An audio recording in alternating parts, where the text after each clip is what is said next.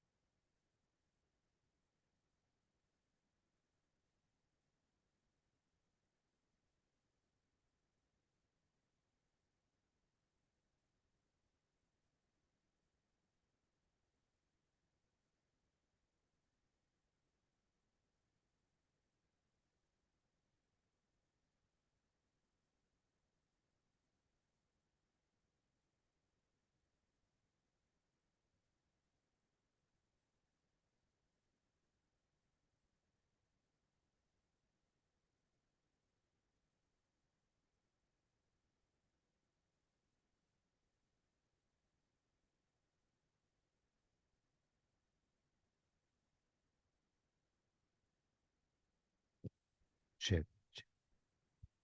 check. Hey, 1, 2. 2, check.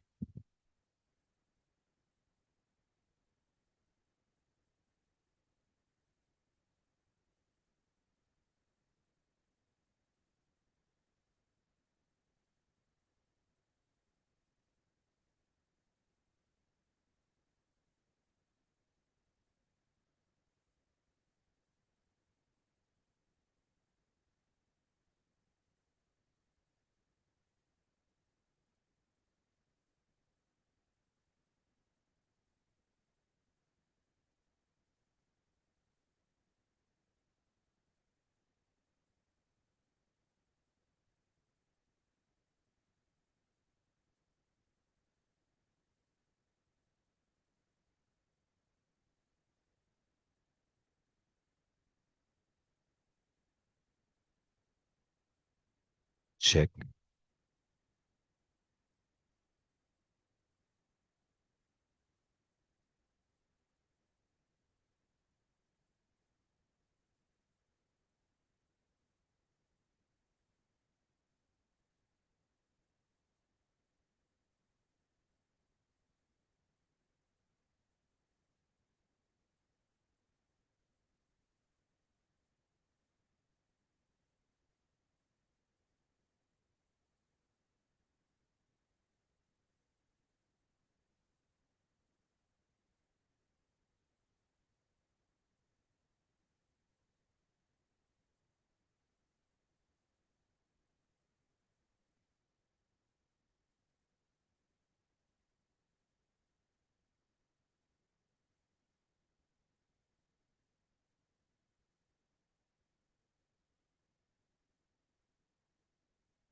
Hey, check.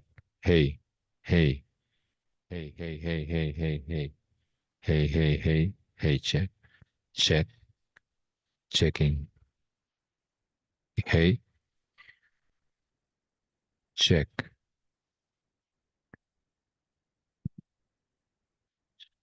checking, checking, checking. Hey, hey, hey, hey, hey, hey, hey, hey, hey, hey, hey, hey, hey, check, check. Hey, hey, checking. Hey, hey, hey, hey, hey, hey, hey, hey, hey, hey, hey, hey, hey, hey, hey, hey, check, check, check, check. Hey.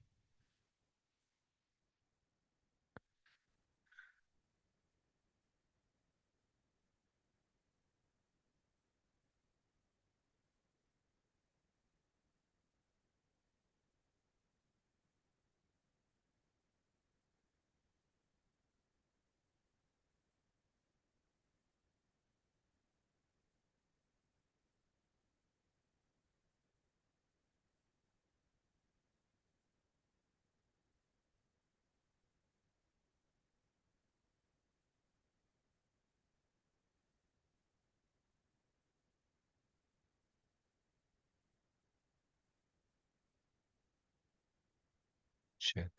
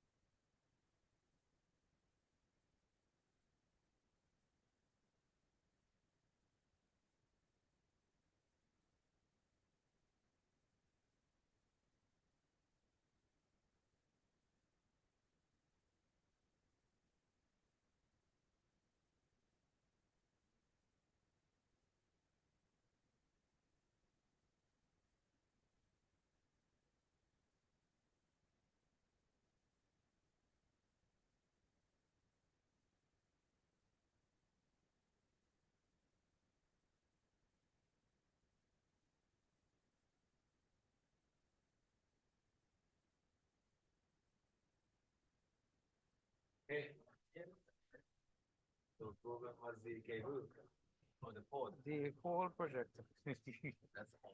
Yeah, we bring a nice one and train real.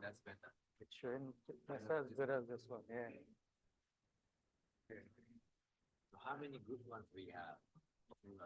Well, I told Jeremy I want to take a good one from Johnny and give it to him. So yeah.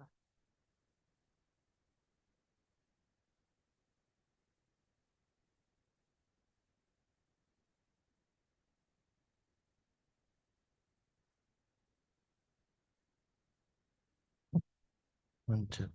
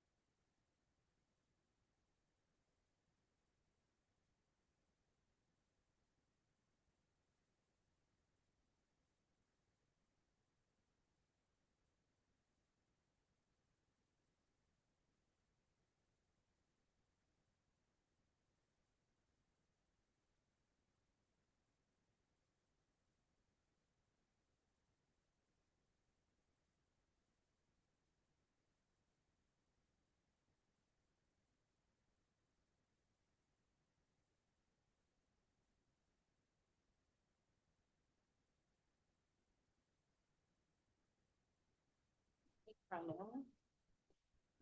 But yeah, we're not hearing anything at all. You have a badge as well. And you're present as well. You put it over your.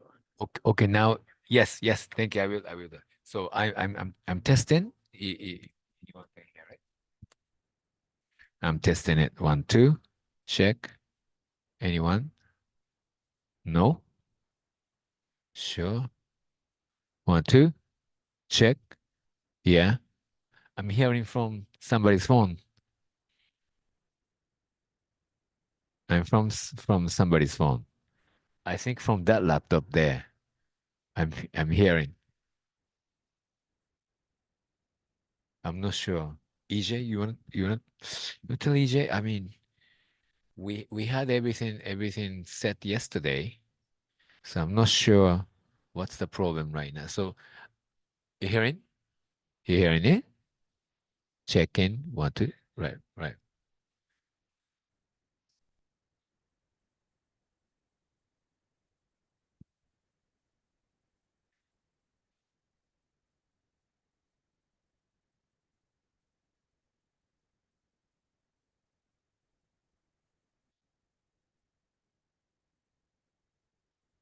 There's a delay, but it's within, yeah.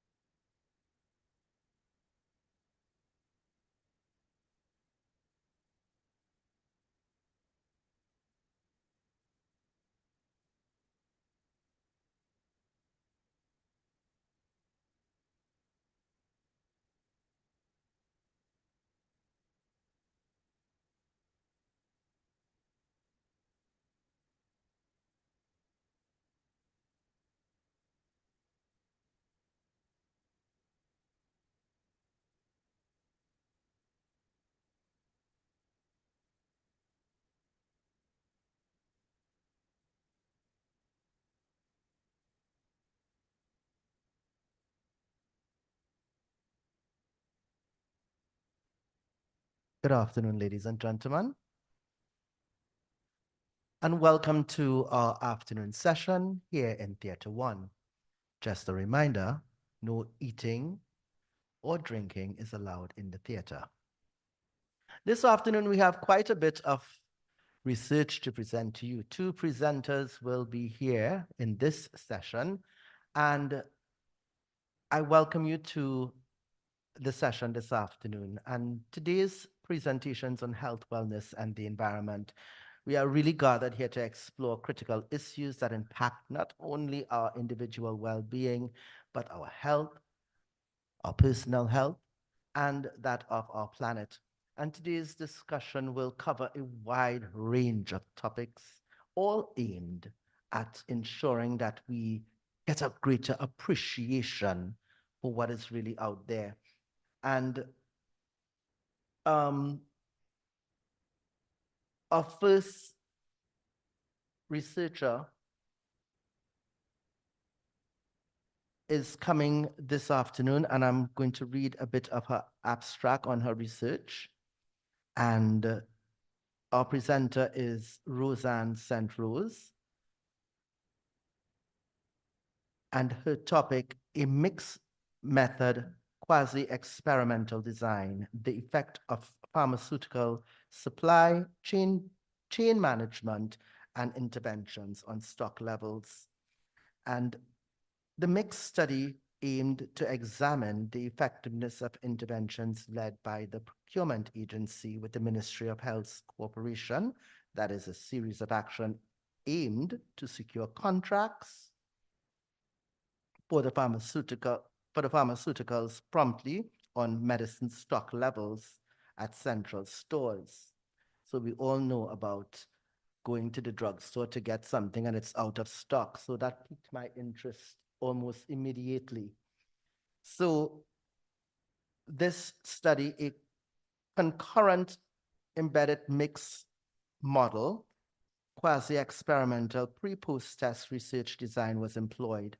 The quantitative data, that is stock level data, were analyzed statistically and were given more significance in the analysis.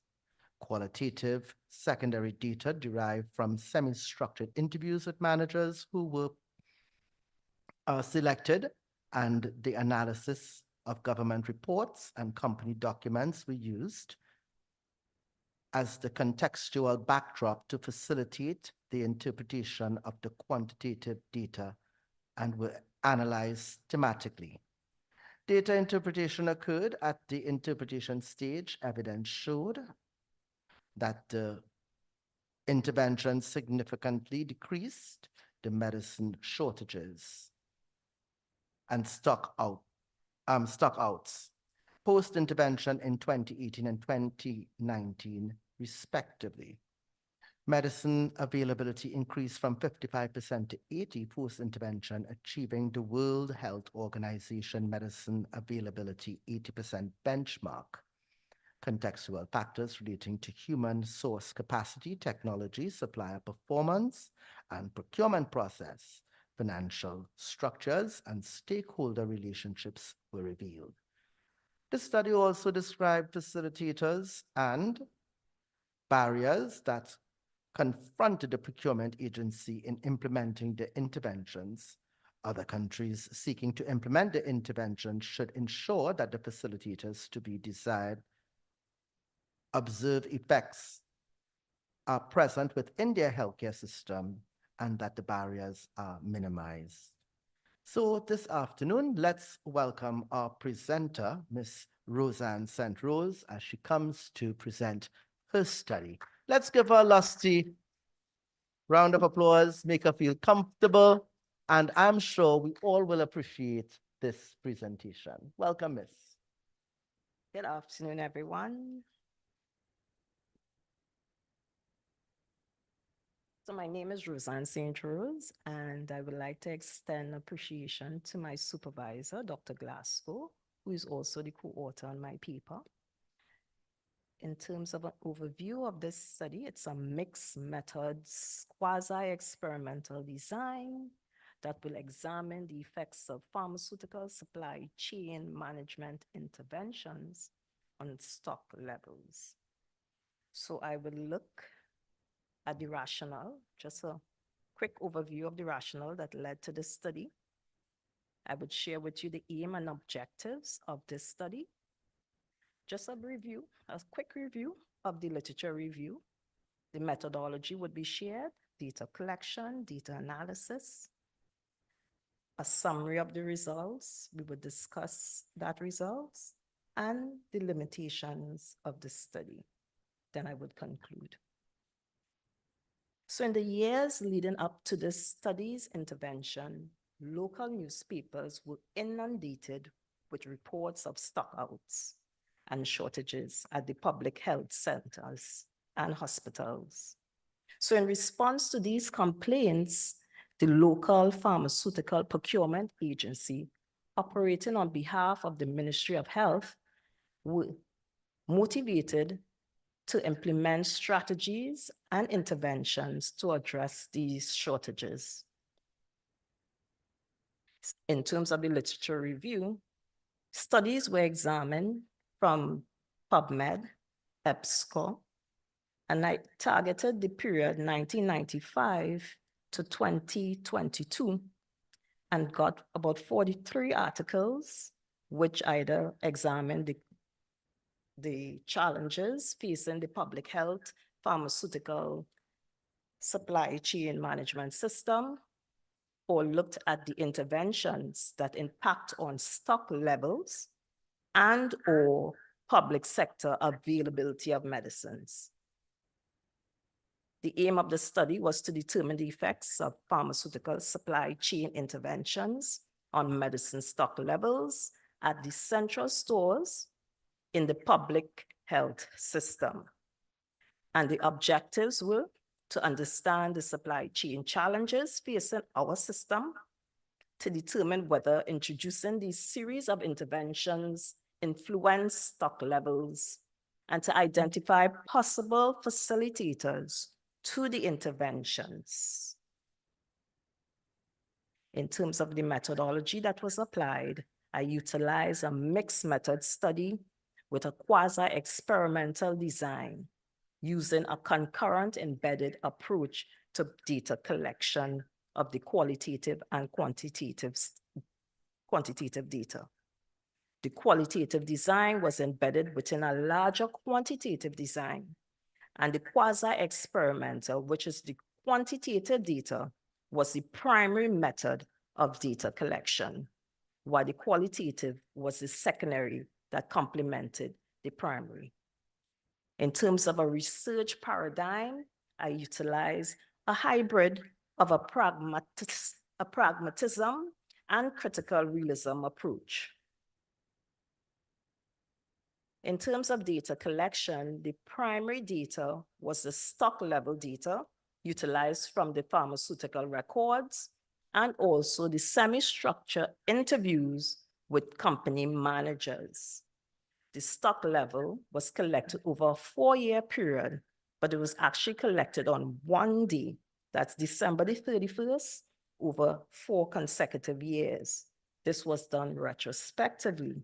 And the reason December the 31st was actually selected is because it fell within that period where we have the highest levels of stock out within our system. The secondary data was obtained from government reports and company records. Data was analyzed quantitatively using pre-post-test analysis and also using the non-parametric statistical tests for dependent variables. I utilized the McNemar's test. I was able to actually use 2 dependent variables for my study, that was shortages and stockouts, and both variables were treated as dichotomous variables.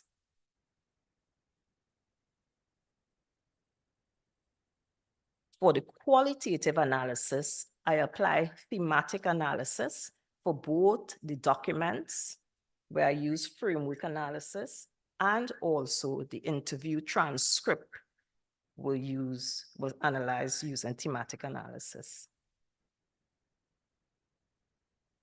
So in terms of the results, this is the results of my thematic analysis, which would help me now define my environment in which the interventions took place.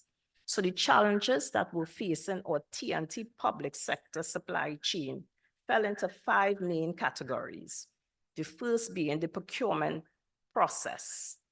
One of the issues that was identified and was a major issue was the length of time for the tender process. Research showed that the tender process sometimes took up to 6 to 8 months, and there were some concerns that this could have contributed to the low stock levels and stock outs that tend to happen later into the year, early into the following year.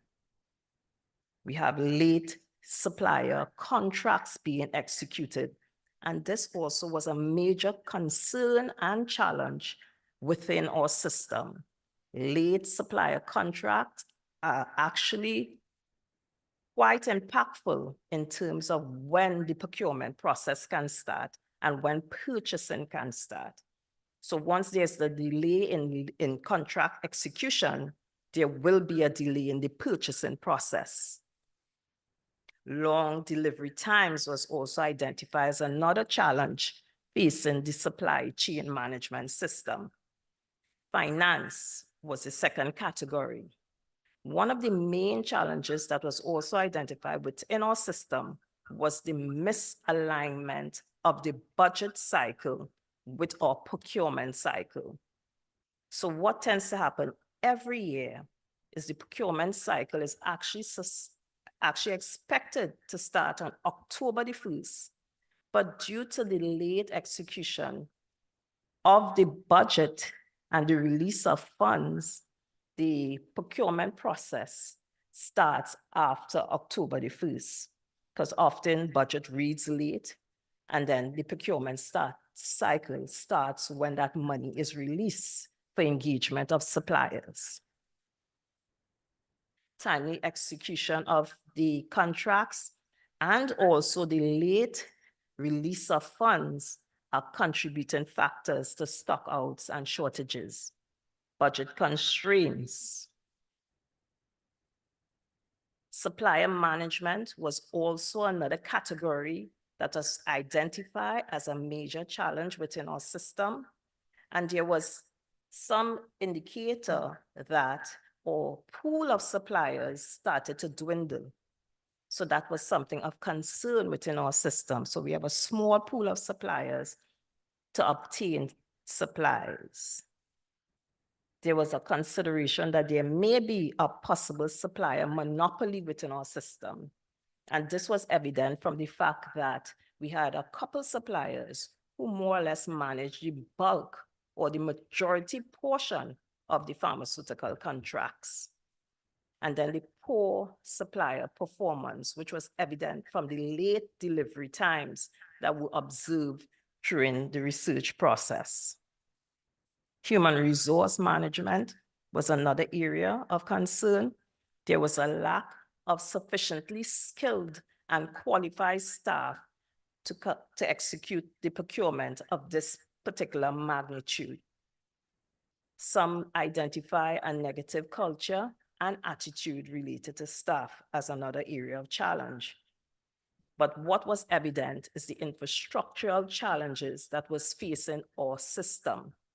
The lack of adequate technology, the absence of an integrated national system for the management of inventory was one of those areas that kept repeating itself in the literature.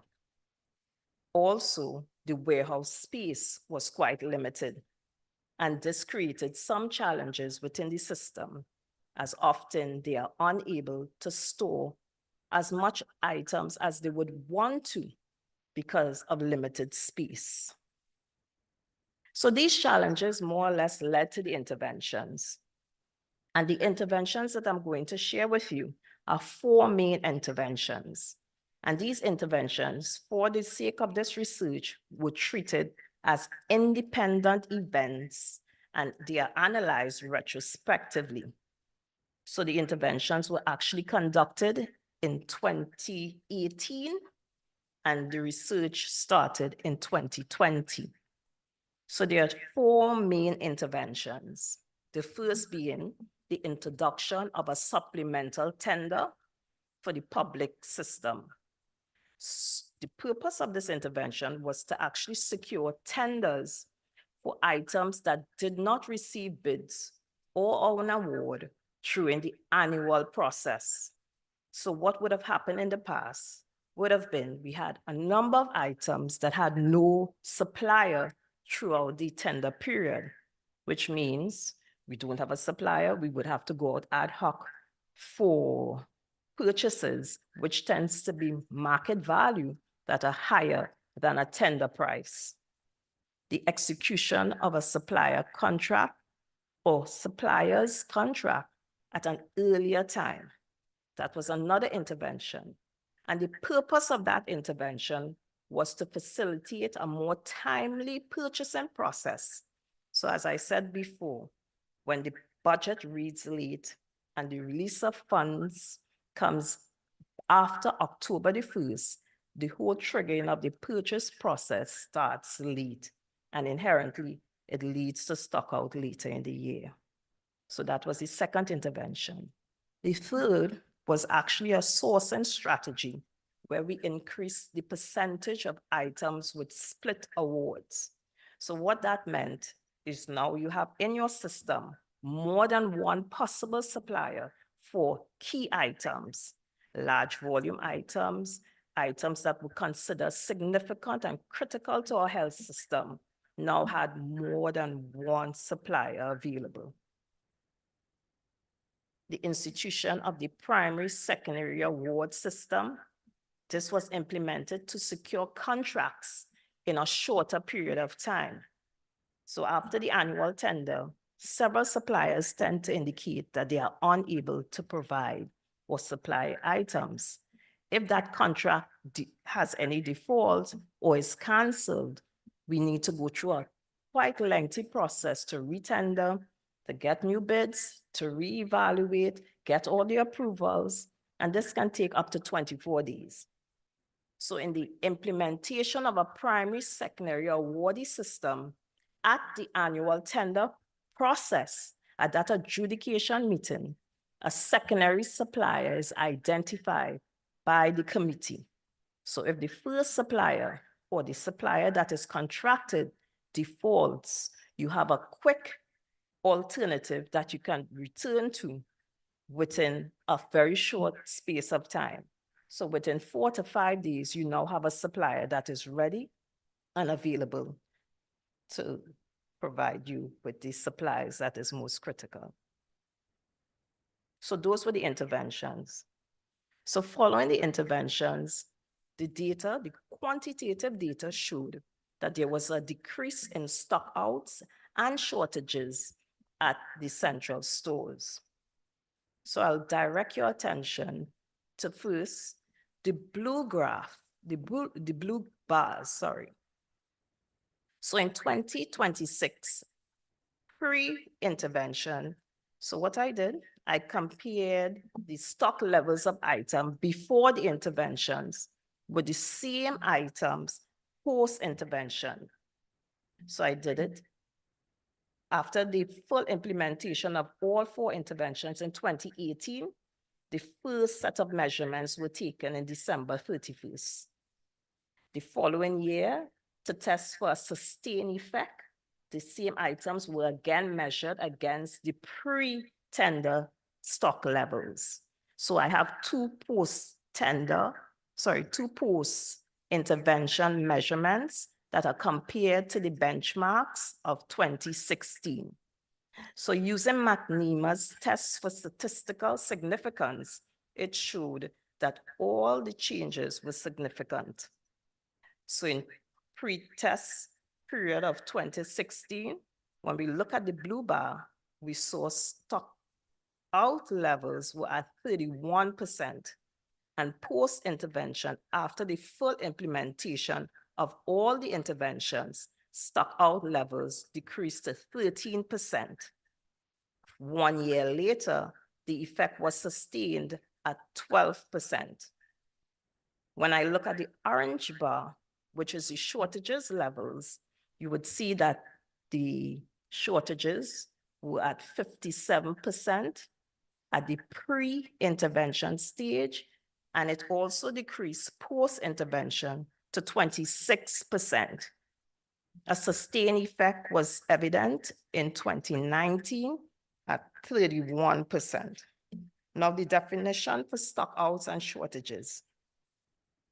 Stockouts, based on normal practice, is considered items that are at 0 or less on the records. So once the levels are at 0 or less, they are considered stock out. Shortages were defined as those items that had less than 1 month average monthly consumption. So if there is insufficient stock to provide or meet the demands of all of institutions, within that month, it is considered a shortage.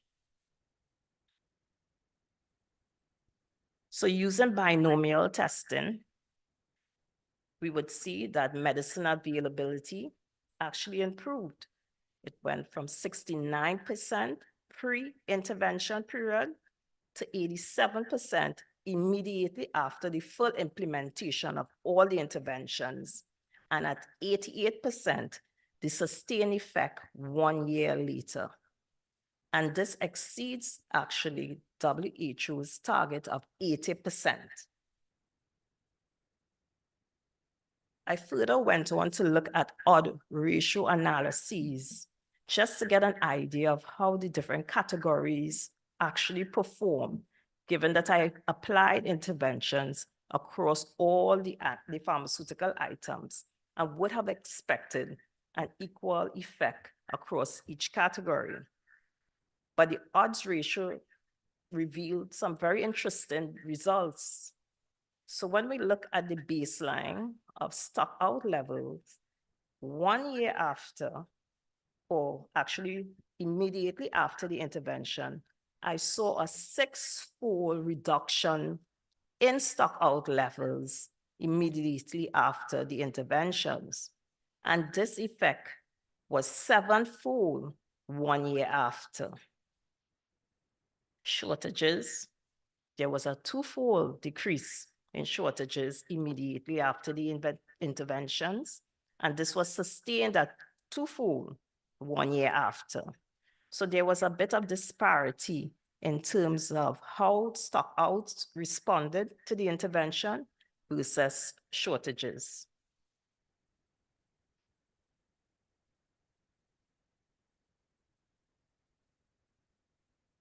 So medicine stockouts was successfully reduced from 31% to 13% in 2018 and 12% in 2019, while medicine shortages were reduced from 57% to 26% in 2018 and 31% in 2019.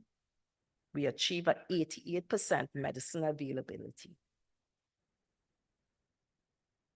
So the supply chain challenges led to the interventions, and these interventions were followed by an improvement in stock levels. However, the observed effect appeared not to be only due to the interventions, but also the presence of identified facilitators operating within the environment. And I say that when we look at the odds ratio results, where we saw a disparity or difference in which the stockouts and the shortages responded, there's another factor operating within there. And this I attribute to the facilitators. And these facilitators were identified using thematic analysis.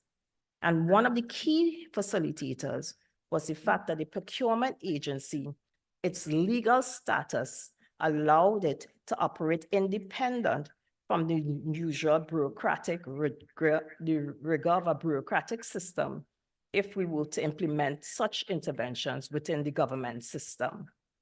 So the independent board allowed us to implement the primary secondary intervention almost immediately upon recognizing this was necessary. We were also able to increase the split awards within that operating system. The stakeholder cooperation with the Ministry of Health, all recommendations submitted to the Chief Medical Officer, who sits as the chairman of the evaluation committee, was accepted and implemented immediately. There was a financial accommodation by the PS, where it was facilitated through the early commitment of funds to address that issue of late release of the budget, which then triggers the procurement process. So we found a way to circumvent that issue that has been happening for the last 20 years, 20 plus years. The new management team with new leadership aimed at changing a culture with a problem-solving approach and a continuous improvement approach to the environment. And also the use of monitoring metrics were applied within that system. So every month, on the first of the month, a proxy indicator was gathered to help the technical persons target items that were most critical within our health system.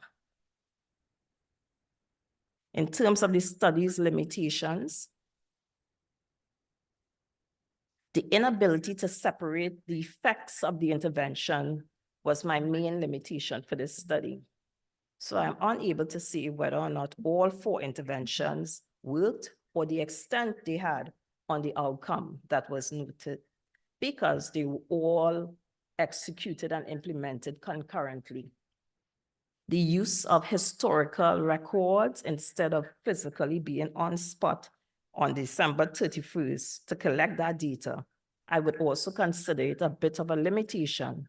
However, it's a retroactive study, and the interventions were actually conducted in a real life operating system and was only used for research post-interventions. And then the smaller than intended sample size of interviewees. There were 9 possible interviewees, but 5 were available for interviews.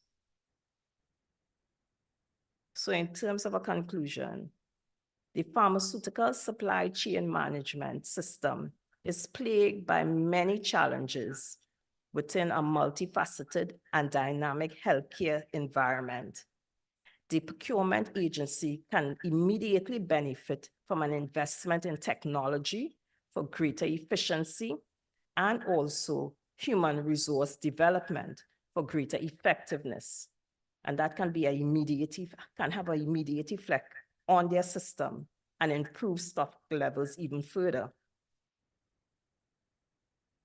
When implementing interventions, practitioners should seek to ensure that the facilitators to the desired outcomes are present within their healthcare system, and whatever potential barriers that may exist are minimized as much as possible. And the reason I say that is because theoretically, there may be interventions that can work theoretically, but when placed into a practical setting, you may find that there are other factors operating in the environment that may prohibit the effects that you would have desired. So it's important for you to identify what these facilitators to the environment, to the interventions are, and maximize them, and recognize what barriers may be existing within that system, and to help control, mitigate, or minimize them. And that's the end. Thank you.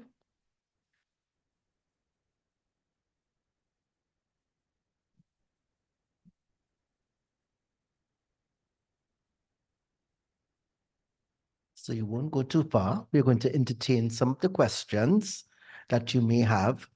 I found this quite an interesting study, and it led me back to sometimes a simple thing as glaucoma medicine for some patients, not being able to get those at the dispensary, at the health center, and so on. So this topic really affects all of us or people that we may know. And it's quite an interesting one. So we're going to entertain questions. You can come directly to the microphone, and I'm not sure if we have any monitors online, but if there are questions online, I think we may be able to facilitate them. Yes, so you can go to the microphone, sir. Yes. Good day. Congratulations on your presentation. Thank It you. was very systematic. Just as a question, you made mention of your sample size. Yes. You gave the number of 9, then it decreased to 5. Could you just expand as to the nature of that sample size? What were you looking for in that sample size, as well as the dimensions of that sample size? So there are two sample sizes. There's the sample sizes for the quantitative study, well, the quantitative data, which was about 700 items that were analyzed, all pharmaceutical items were analyzed. And then there was the sample size for the interviewees. So I targeted the supply chain managers operating within that environment. During the period, the interventions were actually executed. And the purpose behind that is that they would have hands-on knowledge of the environment.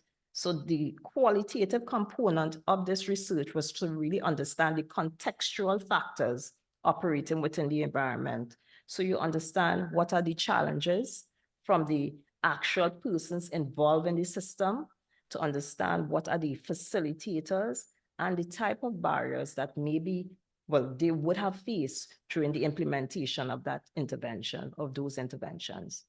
So that was really the purpose. So it's two separate sample sites for quantitative and qualitative. So there were 9 possible interviewees. 4 no longer were in the system and were unreachable. And there were 5 available and they were willing to participate.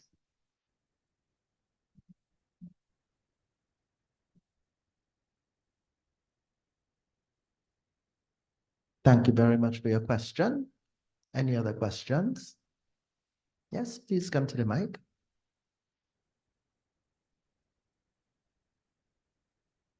Hi, everyone. I know they're probably fed up from it. That's Very active participant. We would never be fed up. okay. I just have one question. I found it strange that how you said the highest levels of stockouts was on December 31st. And I just found that strange. And I want to know if it correlates with anything. I know it's like, earliest nights. Is it the know? date? Yeah, the It's date a- itself. It's a period. Okay. Is it like the The financial? period of highest stockout is between December to the early part of the year. So Oh. there's about a 3-month period. At the very beginning of the year, you tend to see the stock out. But I chose one day to measure the actual stock levels. And you mentioned it was like that specific day each year or something. So, Yes. yeah. Okay. Just to standardize it. Okay. Thank you. So what led to that specific day? So generally within the system, everything is sort of connected. Supplier contracts are issued late. The purchasing process starts late. By the time we start to purchase, now we have to deal with the crowd related to the importation for the Christmas customs clearance. We have that to deal with. We have closure of all the factories, the pharmaceutical factories in China. Every year that happens. So the factories close down for their New Year's. Okay. So you're unable to place orders. So you have a certain window of opportunity between October the 1st to start purchasing, to get your stock in, to prevent that stock out effect. And it happens every year. I'm not sure if in your study you mentioned in, let's say, probably your own interpretation of our current system. How would you rate our procurement process post legislation, the review of the procurement legislation? How would you rate it in terms of ensuring that we have adequate pharmaceuticals? You're talking about the entire national Yes. procurement system? Well, we're still yet to implement the full infrastructure to support the legislation. But there was work being done prior, and you can see where the institutions are actually making the effort to put the necessary infrastructure. So there's It's some new. compliance. Yeah, there is some, but it's new. Okay. So it will take some time with some support. And I think the institutions, they do require this support because it's such a new sort of thinking and culture and approach that is being required of them. Quite interesting. Any more questions? Yes, please come.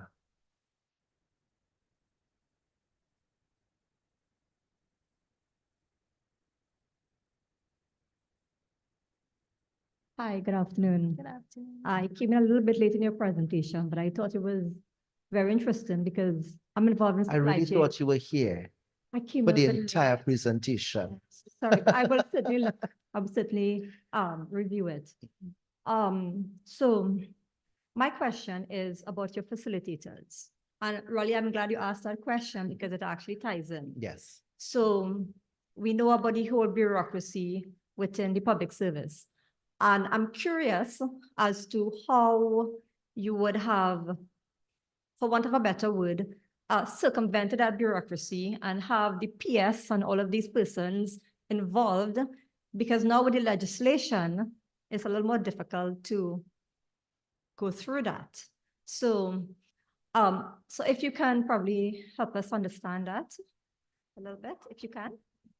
I think there's a few factors that come into play, and this is where the whole contextual, you need to understand the context of the time, hence the reason the interviews with the managers who were on site during the implementation period. We recognized we had a problem. We had reports of stockouts, and I think the commitment from the stakeholders, the procurement agency at the time, the PS, the ministry, it was just that moment where they were committed. So we had opportunities where recommendations from the procurement agency were offered, they reviewed, and they found, well, this is quite practical. It solves the problem that we've been having for the last 20-something years. Why not implement it? And I think that commitment in terms of the process, understanding what is required, number one, the technical knowledge as it relates to procurement and supply chain management from the procurement agency help drive the initiatives. And now the ministry can now take these initiatives on board, providing necessary support for full implementation. So it's really about stakeholder cooperation, understanding the outcomes, seeing the benefits, and recognizing, you know, we have a problem, we need to solve it. Sure. So, so I really would like to, I'm hoping that then a further study will be done now post legislation to see how that would be impacted. It would really be interesting because I think we can fix this and we can marry both the supply chain component and in addition to the business efficiency part of it and reaching the end user, which are the entire population. I mean, that would be a wonderful day for health services. So thank Right, you. so two of the key recommendations from the research is the need for technology, the investment in technology. We need a national integrated system so that we can monitor. If you're unable to monitor and measure, you're operating in the dark. So there's a disconnect between the inventory management at central stores compared to what is happening in the RG. So if we find a way to integrate that, it would be it make a big difference. It's the beginning of actually improving a system, also ensuring that we have the right persons, the right skills, the right quantity of persons for a more modern day type of supply chain management system. And those two, I mean, if we invest in those two, compared to all the other recommendations that I have, I think that would have the most significant impact on the system. It's quite interesting what you're saying there with regards to finding the solution, the recommended solutions in terms of the infrastructural development by way of creating a system, application or something ICT related, Yes, is it? technology. Wonderful. The use of technology. In your research, or just from the offset of what you have gathered so far, can you comment on what components or key components this particular system should entail to probably be a key solution?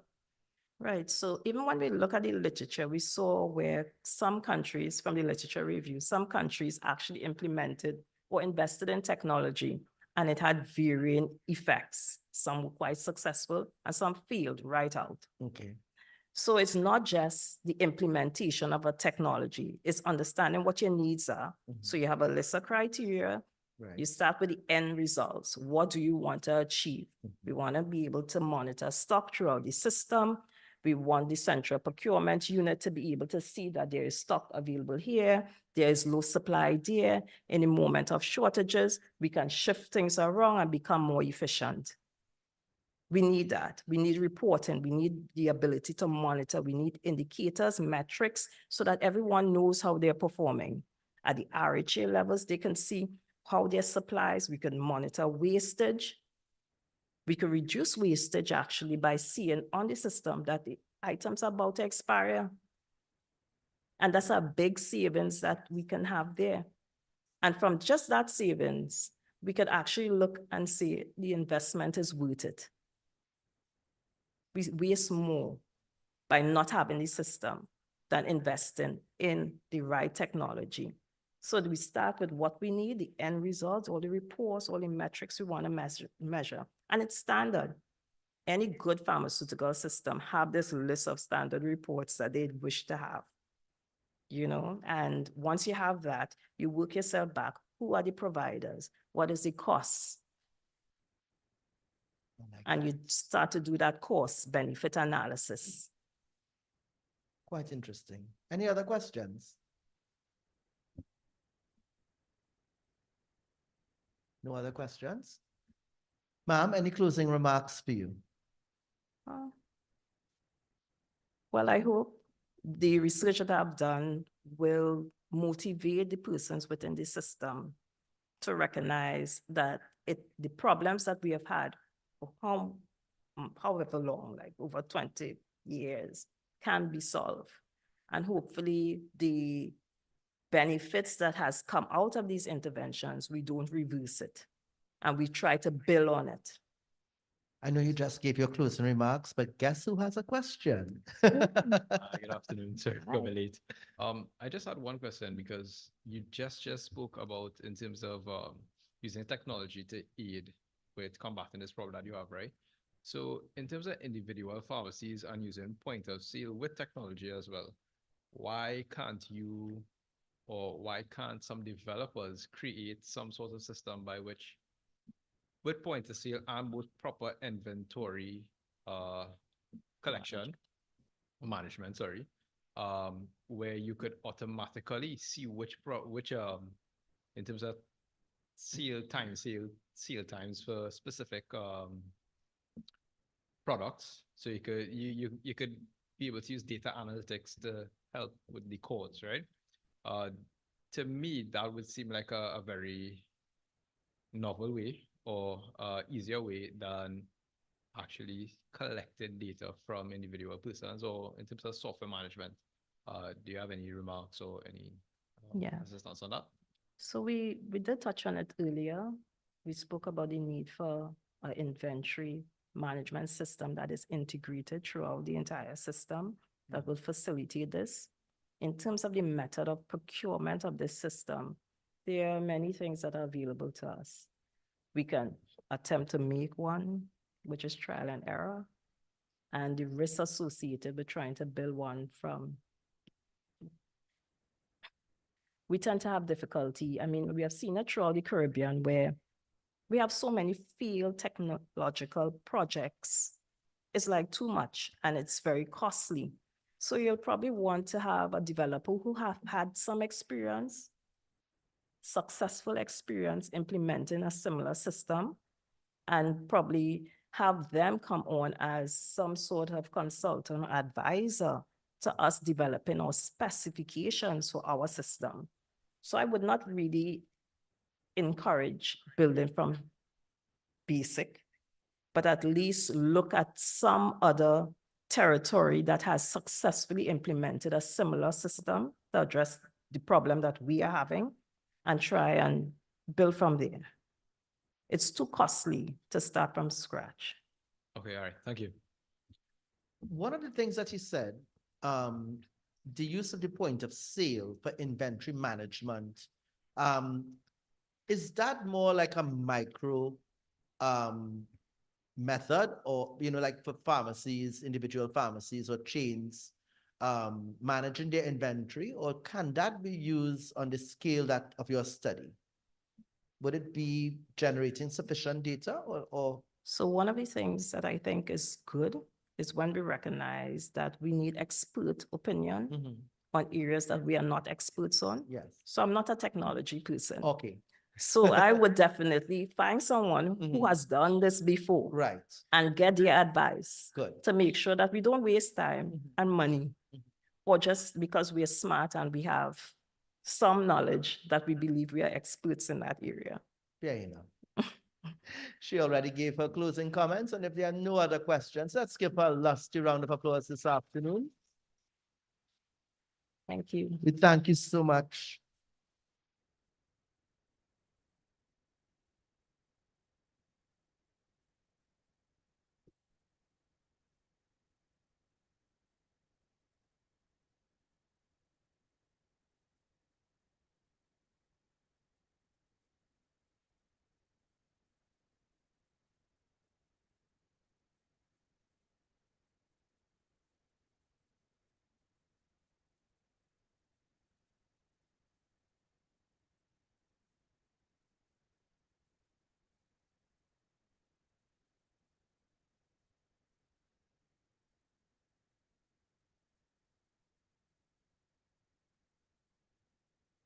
Our next presenter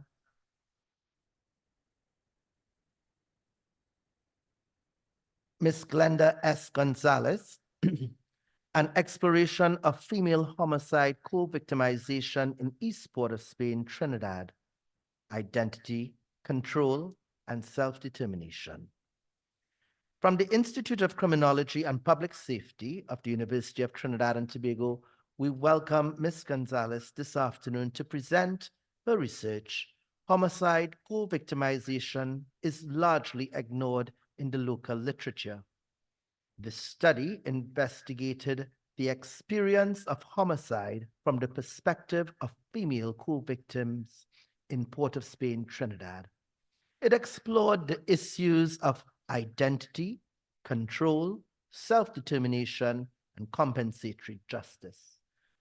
I realized from reading the last abstract, quite a bit appeared in the presentation, so I would leave you to be enticed with the presentation itself. With a lusty round of applause, let's welcome our second presenter this afternoon, Ms. Glenda S. Gonzalez.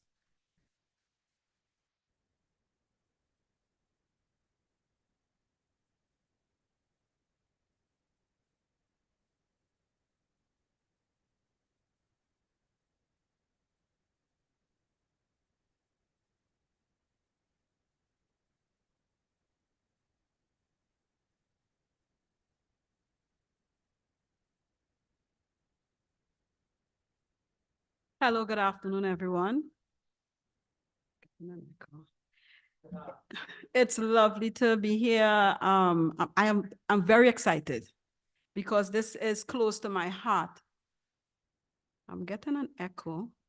Can you all hear me properly? Beautiful. Okay, so I hope you all had a good lunch because we on it. All right, now all protocols observed, of course. My name is Glenda Gonzalez, and I am here to present my study entitled An Exploration of Homicide Co-Victimization in East Port of Spain, Trinidad. The structure of the presentation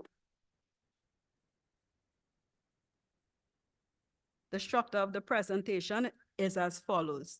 First, we will have an introduction, statement of the problem, objectives of the study, and the research questions. Then we will move on to the literature review and the theory.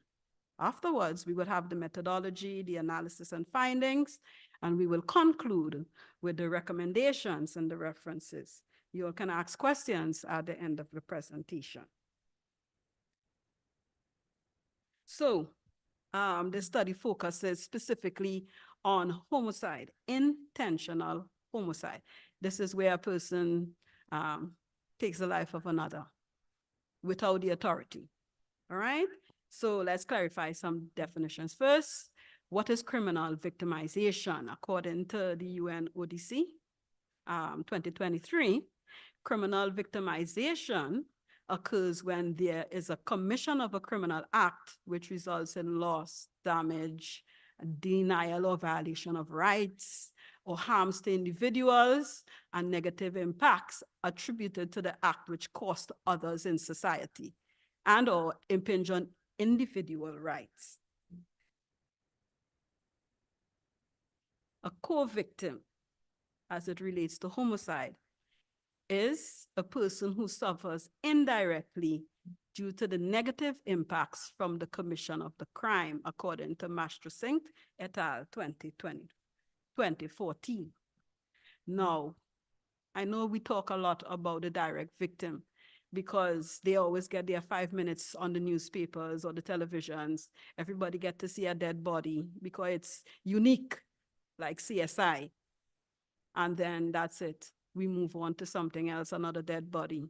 But it doesn't just work so. Homicide impacts those who are dependent on those persons, right?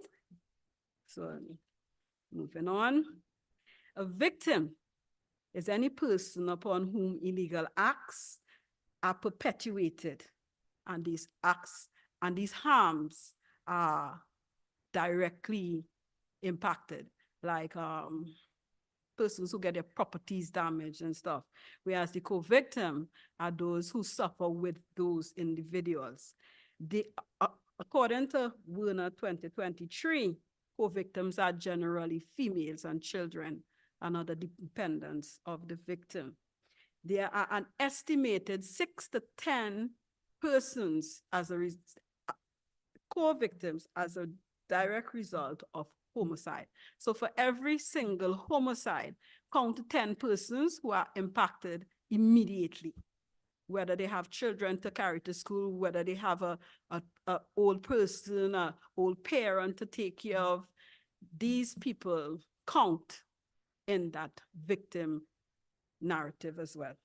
But they're hardly ever discussed or paid attention to in our narratives generally or within society, basically. To what extent is the problem of homicide? According to the Trinidad and Tobago Crime and Problem Analysis Branch 2023, the Trinidad and Tobago homicide rate is 39.52 per 100,000 population. This is way above the regional average. And when I say regional average, I'm speaking about that the UN has for Latin America and the Caribbean. It's way above the regional average of 20 per 100,000 population, and even more higher than the global average of 5.4 per 100,000 population. So we have it bad. We have an issue with homicide victimization. This is concerning because high rates of homicide in the district of East Port-of-Spain has a lot of fear of crime victimization and insecurity within the communities. So we have need for effective solutions to the issues of violence in the district. There's also gaps in victim research locally. As it relates to homicide and victimization, when we look at the current literatures, what we see is there's more of an emphasis on the correlates of homicide, like the identity of the persons in terms of the socioeconomics, the situation of whether they had a single mother. But we know from research, especially those of the professionals like Lapisapala and Letty in 2014, they mentioned that homicide is not caused by these things. Homicide is a structural issue. There's a lot of inequity as far as it relates to homicide. According to the literature, they don't blame homicide on these how to say, these very, I don't want to say insignificant, what I should say is these very superficial features or characteristics. Then we have gaps in the victim research locally. The emphasis is on the direct victim and not on the co-victim. And hence, we don't hear from the co-victims. We don't hear their story. So when it comes to policies and all these things, we don't know what they think. We don't know what they're going through. We would have an idea, but we do not scientifically have enough information as it relates to a victim-centered research on homicide victimization. And then we have a paucity of studies on the topic of homicide co-victims. There is a notable one done by Huggins et al. 2020. It is good reading, and it still comes down to the fact that they propose more support for the homicide co-victim, but it's not victim-centered. It's more from an institutional perspective. So they jump between being for the victim, then blaming the victim, then coming down to saying what they think the victim needs, but it's not victim-centered. The name of that research is,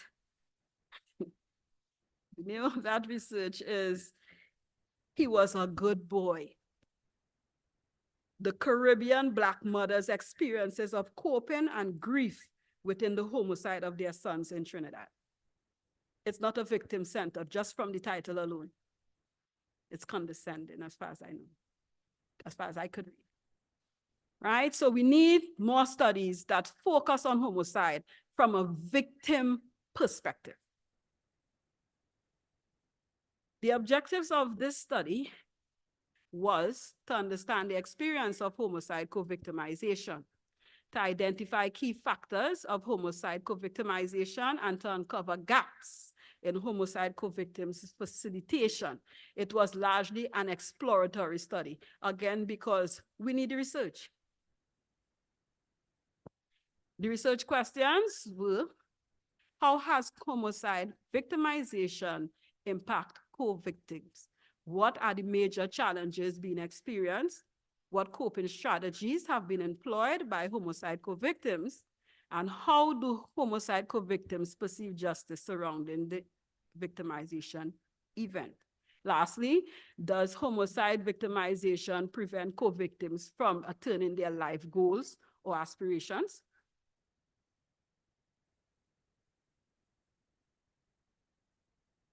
Okay, so the literature review. We had issues in literature review since few studies on homicide co-victimization existed. Though there was one study, one notable study, let me get it,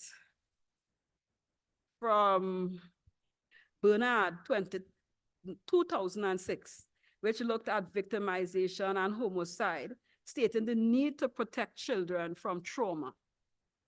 Because he saw homicide and the whole idea of early trauma as a precursor to these people may experience that type of lethal violence.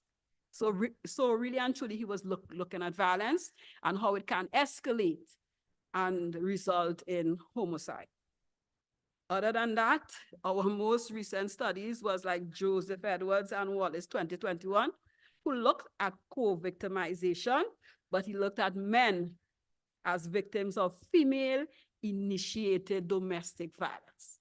So you look at men who get licks from women, something that is underreported and something women have to acknowledge, that female violence is on the rise.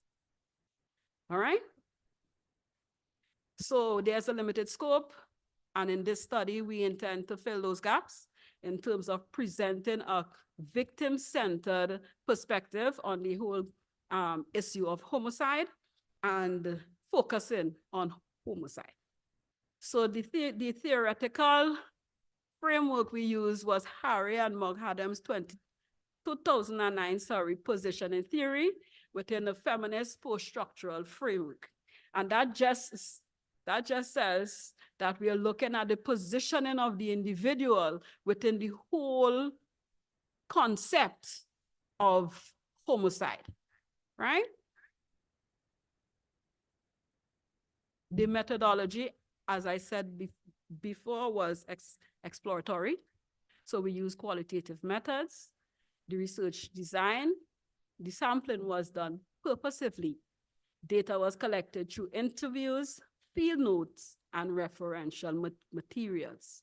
The data analysis was done through Mustaka's 1994 modified von Kamp method and Bhattacharya's 2017 inductive analytical process for triangulation. Okay, so we collected the interviews from 16 female homicide co-victims in East Port of Spain. And here we have where we collected every rose in East Port of Spain represents a participant and a district. So we can start from Silots, which is down at the bottom there, Beetham Estate.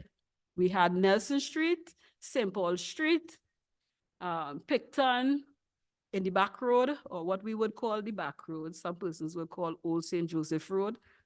Then we had Roman lands.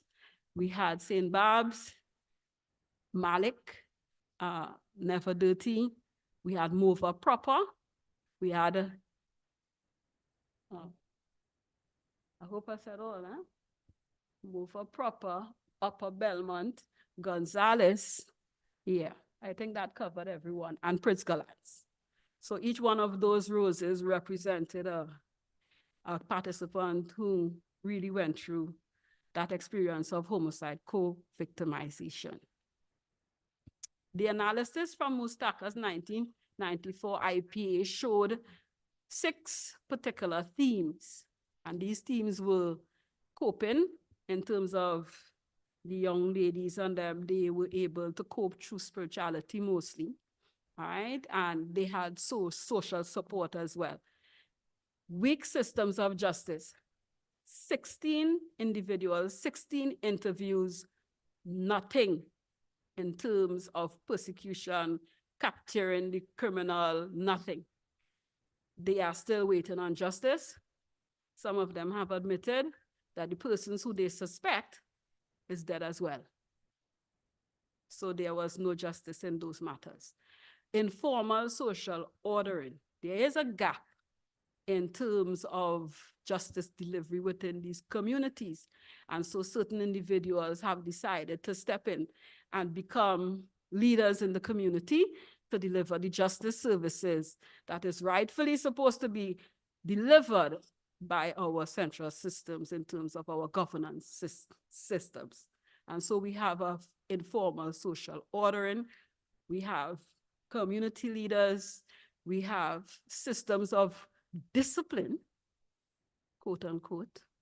We also have systems of reporting, instances of grievances and stuff. Yes, we do. Within the communities at the local level, that does not necessarily depend on our normal sisters of police, prisons, courts, and all these things. Sad but true. The woman who has experienced this homicide co-victimization, they become vulnerable to crime again. Because now the men are dead. And if the men are dead who are to protect the homes, their homes are vulnerable to social and other attacks. So they live in fear. People may think that they don't live in fear, them like that. No. They just do not have the power to protect themselves in which other ways. So they may do certain things. They may go early, come back early, lock the door, change the locks, have a big bolt, put things on the windows, and cover down with their children when the bullets go off. That is the truth, and that is the real. They are also socially vulnerable. East Port of Spain is not a rich district. We can see that. Those are the communities of the disenfranchised. Those are the communities that get less services than on the flat.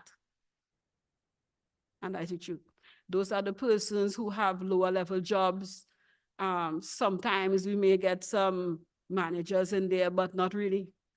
They are all mostly, for the most part, at the lower levels, the lower echelons. Their salary is less or across the board. And so they are already socially vulnerable. They could hardly afford to live. And now they have to face more social vulnerability through the death of someone who was earning or who had the potential to earn, because some of the men, they died early in life.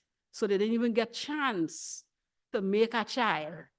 There was like the children of the house who would do different things, right? And so we have the negative psychological impacts, where you will always see your son on the ground.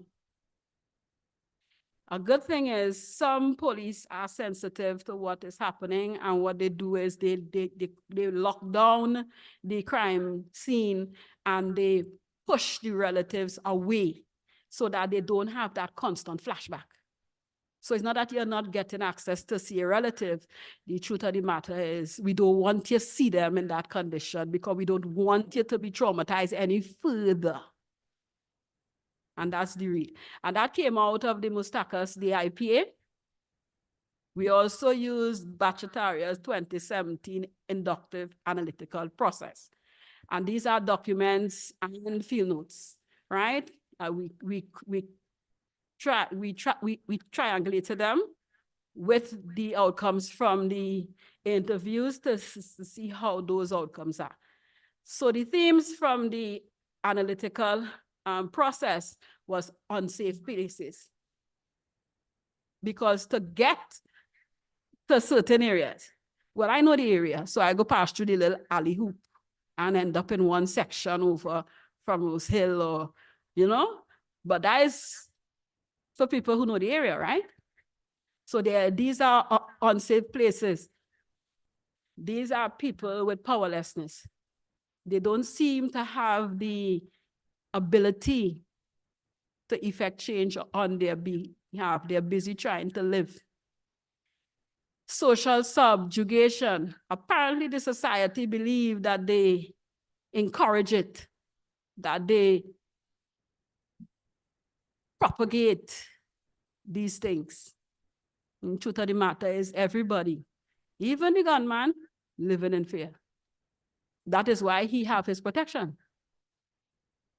And I the truth.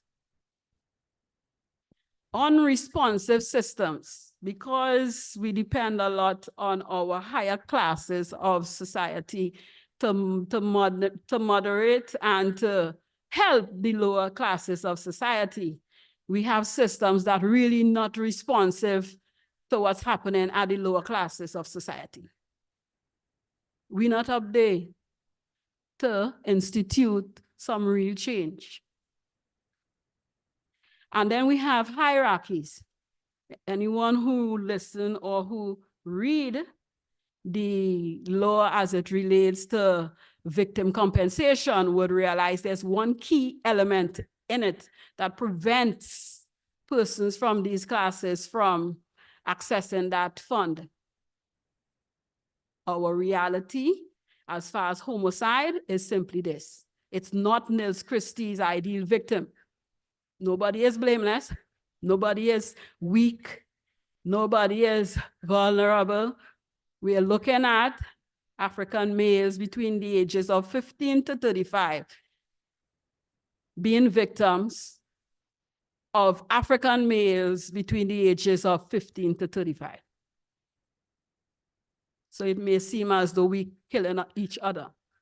But the truth of the matter is the context of the society within these regions are quite different when you live it than when you're outside and you could just watch the statistics and say, well, that's the statistics and that's it. No, they deserve a better life. And sometimes that's how it is. So there's hierarchy. So the global themes for this is subjugation and unequal demonstrations of power. The findings, homicide impacts. So we have social vulnerability and negative psychological impacts. They're already poor. They're already at the lower levels of society. Homicide drops them lower. And then sends them with psychological issues. Where the easiest packs on a Christmas could have a mother or a wife who hear packs and didn't take it on, and then realize she's son or she husband died. With that packs, it sends them different. They live life different. It's a life of fear. Challenges, crime vulnerability, unsafe places, and subjugation in the social processes. I have actually had a young lady said that when she went to social services to get help for her child, they turned around and told her, all you always come in here and all you always with gunman. That is where it is get when you're always with gunman. Is that the response? I don't think so. Shouldn't be. So they make them feel guilty of this, and they're not supposed to. They're supposed to have empathy, and they're supposed to show that we could put things in place to protect you, but the society does not protect the underdogs. And that's the truth of the matter. The underdogs have to protect themselves.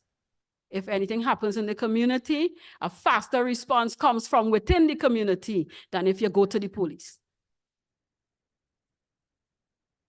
Hard to accept, huh?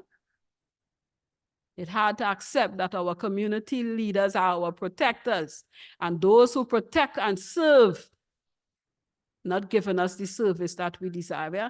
Or those that we need.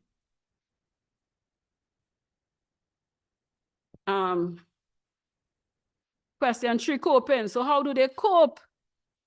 How do you live in fear? You feel we don't want to move out and go somewhere else and live in Valsin?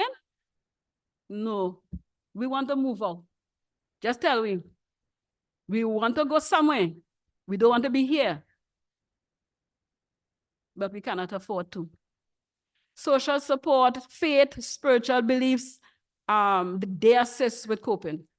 Some parents actually wait, pray to God, and say, well, he hit my son, so you don't have long to go. And truth. Like Obia, that doesn't have long to go. But shouldn't we try to save? Who wrong, who right, whatever. Shouldn't we try to save our society? These are the strongest and best of our blood. These are men, young, virile fellas. So for all the single ladies, our men are dying. Our men are dying. We could always educate them if they live. We could educate them and change them in terms of making sure that they have that opportunity, because they don't have much opportunities. And that's what pushes them in a corner and makes them who they are. Because if you have a case in the court and you had to hire a lawyer and you're poor, you have one way of getting money when you have no other means. It's almost as though the system is telling you, go back and do what you was doing. Ms. Gonzalez, really on the side. I'm not on their side. I'm on the side of justice. If our citizens get an equal opportunity, this would not happen. Some people have not. This cannot happen. It cannot continue. Because the guns are trained on the inside right now. Imagine if it changed direction. This is our business. So we have weak systems of justice and an unresponsive system of support for homicide victimization. Nobody ain't get catch for 16 murders. right through the constituency, right through the district. Nobody. How is that justifiable? Nobody ain't get catch. Nobody ain't go before the courts. Nobody spend a day in jail. No, so once we catch them, they ain't getting no chance at rehabilitation. They're just going and going and going until something stop them. Nothing, no intervention, none. All right. Victim self-determination, homicide burdens the co-victim. Your husband died. Your son growing up in the same place your husband died. Your son reached 14, 15, started getting a different attitude. If he father, and this is a true thing I'm saying, This is one of the clients. The husband died because he didn't want to pick a gang. He turned around and said, the only people I for is for me and my children, I know. So he died on the same spot where he said that. His son grew up. His son was 6 years old. His son grew up and blew up. Them kill my father, you know me like that. Them kill my father. So he blew up. Difficult to deal with right now. He will have respect for me. He will have respect for your mom. He will have respect for certain people. But society in general, no respect for it. None. The society did nothing. Nobody who hit his father was arrested. Nobody was prosecuted. Nothing. He's angry. How do we deal with him? He's angry. Okay, there ended my presentation. I'm sorry, but I get very passionate because I know more can be done. What came out of this presentation? After this presentation, we created the non-governmental organization entitled Victim Advocates for Justice. And so we run different programs and stuff in the community to try and act as an intervention. We also give youths the opportunity to have someone to speak to because we have volunteer counselors on board. Our next step is to get a trainer program so that we can teach the women who are in the community how to deal with crisis so that they can help with the trauma. They can help as an intervention because the communities trust no one. They have been let down too many times. Thank you so very much. God bless.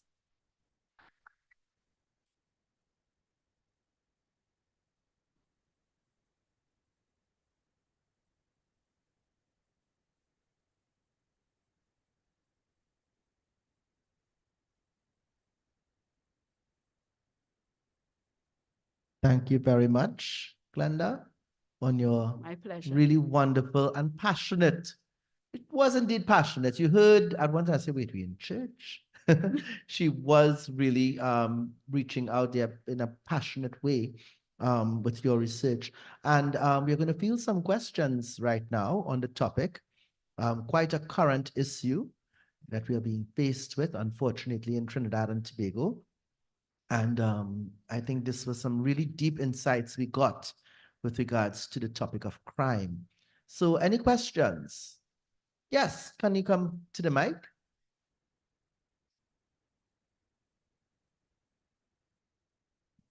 Good afternoon, everyone. First, I just really want to say your passion was really admirable. You don't find that a lot. So yeah. The question I have, you spoke about social subjugation, so I wanted to know your take or your recommendation, because a lot of these young fellas, there's this preconceived notion about them that, they can't do anything great, they can't go any further in life. So what would you recommend to these young boys who, even though they want the better life for themselves, they want to improve themselves, they want to get out of you know, the slums, but society wouldn't let them, the society holds them down. What would you recommend to them to, you know, defeat that preconceived notion of them? All right. I'd like you all to know that everything you all have in your houses and in your lives, they also have it in the ghetto. That is the first thing. The only thing we really don't have is an opportunity to legitimately attain certain things that we would require. The fellas on them know that they can do better, but it's going to be difficult for them if they are judged every time they go and get a job. And that's the truth. Would you hire someone from the EDR, which is the East Dry River? You know the chance that you're taking? Do you think that you are taking a chance? For some persons, they are fearful of persons within the EDR because of the violence and their networks. But the truth of the matter is, the reason why those networks exist is because they are not given the opportunity. They are some of the best set of footballers, intelligent gentlemen who could go to university, everything. But the problem is they could probably go for a couple months. They wouldn't have funding to go for the rest of the years that is necessary to finish that degree. And they can't ask people for stuff. They can't even ask their family because their family really don't have. And that is the truth of it. So they're limited in that aspect. They may try. Some had tried to get some tractor training so that they could drive tractors and stuff. But then they were limited because they were not being hired to use that skill. And they don't have enough finance to buy their own tractor so that they can utilize that skill. So it is like a cyclic source, something that keeps you there. I don't really know unless we're looking at changed mindsets. And that's what the victims of the victim advocates for justice wants to do. We want to change the mindset, and doing that, we acknowledge that there will be some that will be lost. There are people who cannot go into certain areas because they will be killed. There are certain persons who cannot leave their area to go and work because they will be killed. Sometimes as simple as because you're from that area, you will just be gunned down. You understand? So it's difficult, but the change really belongs to mainstream society in terms of how they think of people in these areas and how much they're willing to assist these people. Or if they're just going to keep that stigma there, keep you there, keep that stigma there. So you can't go nowhere because you see all your in Sealots, you see all your in the Beatham, you see all your in. That is the problem that we have to a large extent. Thank you. Thank you very much for your question. Any other questions? Please come to the microphone, yes. Good day all. I was just curious, based upon your last example, saying that there is no recourse to the individuals of the homicide victims and the people that do the homicides itself. When recourse is done, would then their families be homicide victims as well? Well, not homicide victims, but they are lost losing their livelihood as well. What is your thoughts on that? Can you repeat that question for me? What are your thoughts on after someone commits a homicide, the victims, after the police or sorts, if they do something about it, they reprimand the individuals that did the homicide, their families also depend on them as well? No, here's what hurt people hurts people. That person who killed that person, they're hurting. Mm-hmm. They're hurting because they think or they feel or they may have some intel that says someone from X community came across in Y community and hit my father who was playing on the basketball court. So I have a vengeance for X community. They are hurting. If there's intervention in terms of you move them, you catch them, you ain't catching them to punish them, you know. You're catching them so that a couple of years will go and they will get some kind of training, education, skills. You will get chance, the systems will get chance to deal with that hurt and deal with that person. But if you leave that person, if you're look for them or you're lackluster in your approach towards the murder, that person who just killed that person, because we know one gun don't kill one person. One gun has 6 bullets in the first load up, sometimes more. So it have more people, more soul, more ghosts. The whole idea is to nip it and then deal with the hurt.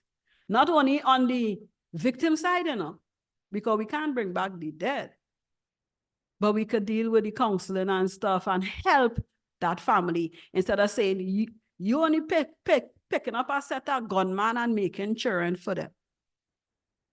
That's not helping them. When you're done with criticizing them, they really had to go and get next gunman to take care of the tree with the next gunman leave behind, eh? It don't make sense. And as far as the perpetrator is concerned, he's dealing with hurt. He needs to be put in a gear where he can deal with himself and realize this don't make sense. Because hit for hit, hit for hit, hit for hit, hit for hit is what's going on, right? So it's hurt people. So then it's a cycle. It's cyclic, yeah. yeah. Yeah, the cycle, yeah. It's hit for hit. That is what it is, Anna. Thank you so much for your question. Mostly. Yes. Any other questions? So just a couple of minutes, Miss, if you can give your closing comments. Yes? We opened this NGO that's not affiliated to any government agencies in order to assist the co-victims of violence, whether it be lethal violence or just simple non-lethal violence. And it is hoped that we are able to capture persons within that. It will start slow and the capturing will be small at first, but we need indeed the help of everyone on board. We also would advise that those who are in authority to make these policies and procedures realistic. If you put a clause in there with exemptions, then a lot of people will fall through that net and nobody will be able to access any kind of assistance from you. There is, in the instance of homicide in East Port of Spain, we are not looking at the ideal victim. We are looking at individuals that need help. They are not particularly innocent of anything. They are not particularly the perfect one. Where you go is a little child, helps you know. But we have to be realistic and we have to get out of our own comfort zones and do what is necessary to interrupt that violence. Thank you so very much. Thank you very much, Ms. Gonzalez. So, ladies and gentlemen, give her a round of applause. As we come to the end of this session, I want to extend a heartfelt thank you to all our presenters, well, 2 of our presenters this afternoon, Ms. St. Rose and Ms. Gonzalez, for their presentations, their valuable contributions. And today's presentations highlighted critical studies that delved into 2 essential areas. The first looked at the effectiveness of interventions led by the procurement agencies in partnership with the Ministry of Health to secure pharmaceutical contracts. And these interventions, we learned, are vital to ensuring that healthcare systems function effectively and efficiently and can provide essential medicines for those who need it the most. The insights shared today will undoubtedly contribute to future improvements in procurement strategies, ultimately benefiting public health. And of course, our second presentation, we explored the deeply personal and often painful experiences of female co-victims of homicide. And this study brings to light the importance of understanding the victim's perspective and emphasizes the need for continued research and advocacy in areas related to gender violence and justice. The findings offer a poignant reminder of the human stories behind data and the importance of addressing victims from both the preventative and, of course, the supportive perspectives. I thank you very much for your keen interest, for your presence here, and I am so delighted to see some of our current students involved in asking questions. I commend you for your efforts and your attendance. Good going. Give yourselves a round of applause. I am really delighted. And maybe next step, you'll be giving a presentation. But guess what? We have some refreshments for you provided by the students from the BAF program. They're sampling of the food that they are processing, things that they're making, exciting things going on, a practical way of their research presentations. So you're invited to please exit, have some refreshments, and the round table discussions as we conclude day one of our symposium will take place right here in Theatre 1. After you've had your refreshments, you can return without any food or drink, and we will wrap up today's exciting research symposium. All right, so just take a little break, stretch your legs, get that refreshment, and thank you very much for being a good audience.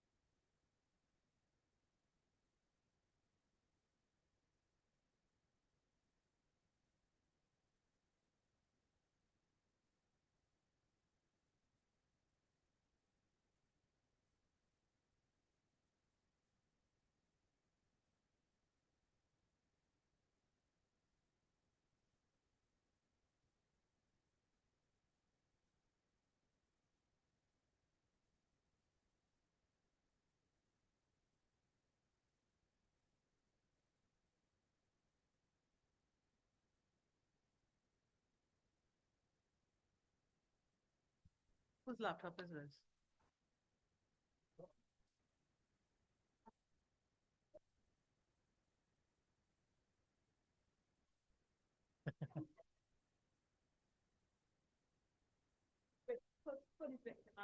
Just one little picture.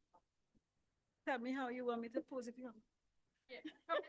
Go there so I could get it light to shine on it. On this side. This side. Come forward a little bit. Forward a little bit.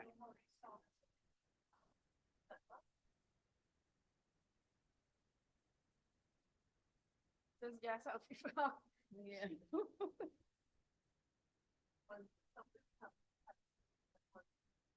Thank you so much. No problem. God bless, huh?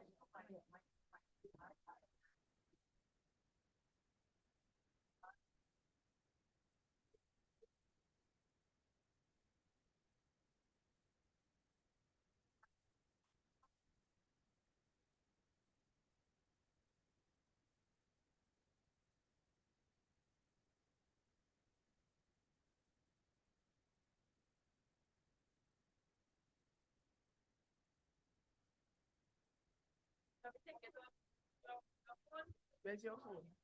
Look at there. I thought they gave you your phone. Yeah. Lion roll up, so it's so easy. Yes.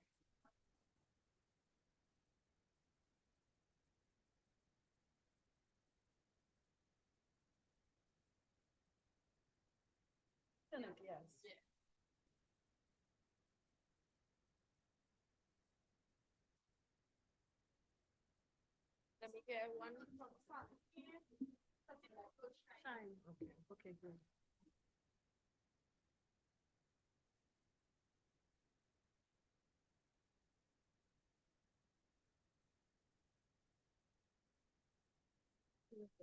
Thank you. You're welcome.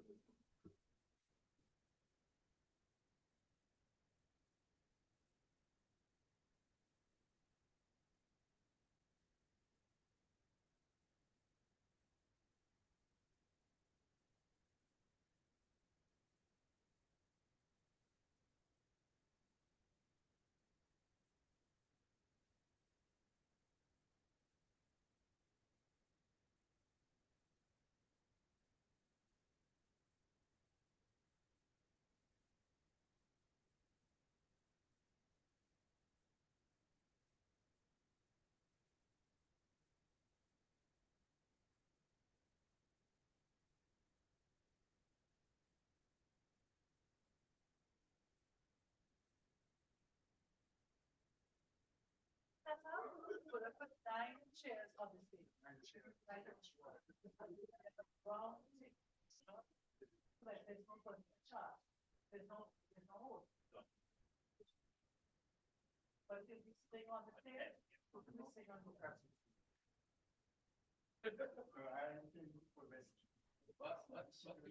What a question. We're setting up for 9 on the stage. We're moving it podium. I'm putting on 9 chairs on the stage. And they put in the 2 mics with them. Do you want my mic? No. Because my mics are close there and it was a simultaneous thing, but it happened tonight. If you put more than 2 people talking at the same time, that's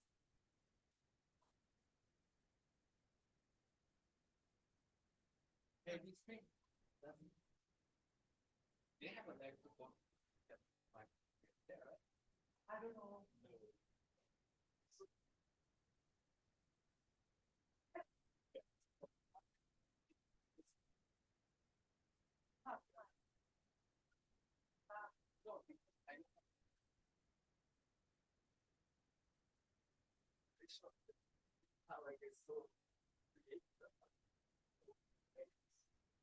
So my code, that's what was.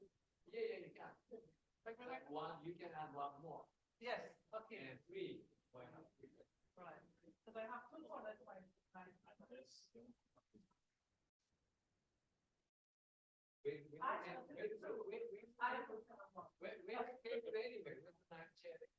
We waited for you, but we have to move this. I am moving this, Yeah, and then we put it on the 9 chairs.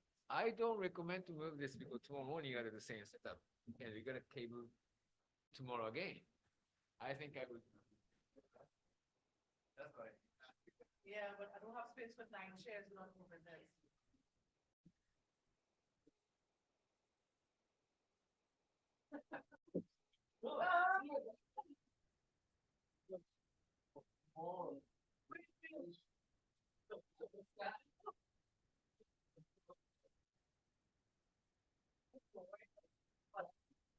But this page is so small. If it wasn't Shagaramas, I would have done the podium. But it's so small. Okay, so I can close this, right? Right? I would just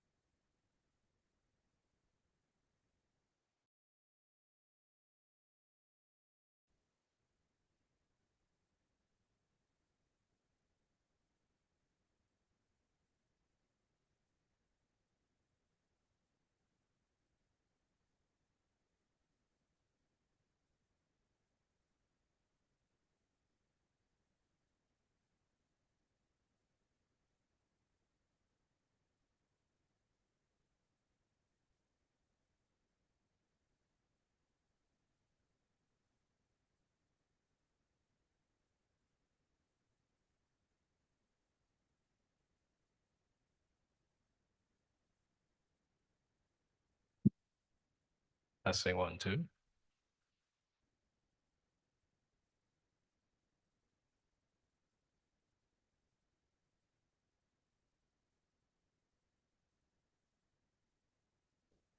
All right.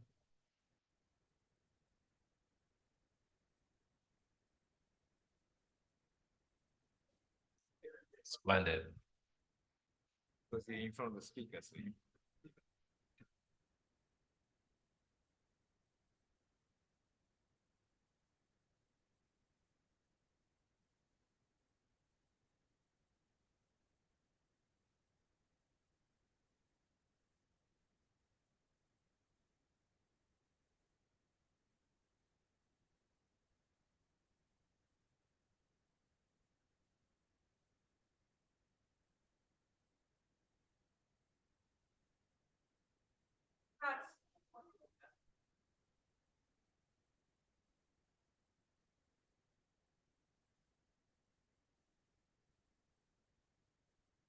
I don't have a right mic stand. Understand? So they have to actually take it off. You want a Right. mic stand? No, this is the mic stand we have, but normally this kind of thing, you set the table and I have a flat, those, mic stand. I have a mic stand too. But I'm using this mic stand. That means, it can't really. This you guys go like this. If persons like wanna be sitting and talking. You recommend just, them to just pick up and just. Oh, okay.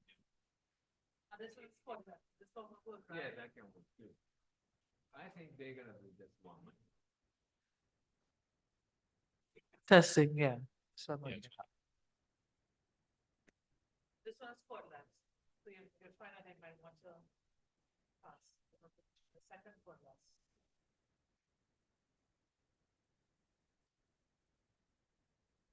You know what the second for that?